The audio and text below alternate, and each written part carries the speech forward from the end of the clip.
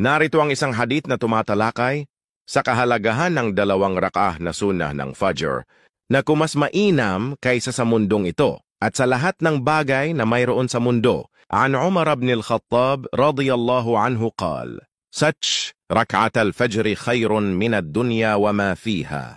Rawah Muslim, Tagalog kahulugan.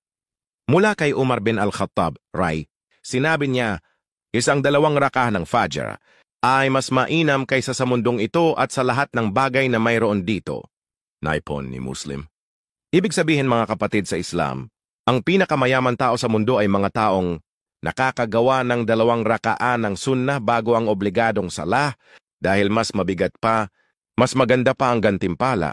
Nito sa dunya at ng lahat ng nasa loob ng dunya, alam mo ba ang Allah ay walang kapantay ang yaman ng Allah?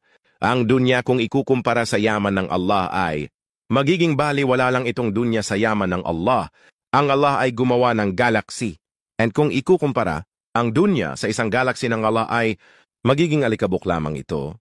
Sa liit dahil sa laki ng galaxy ng Allah, and take note ang Allah ay mayroon billion galaxy at lahat ng mga billion galaxy na yon ay sakop ng isang lapis ng langit at ang Allah ay mayroon 7 lapis ng langit. Subhanallah. Kung nagustuhan mo ang video natin, ngayon huwag kalimutan mag-comment ng Masya Allah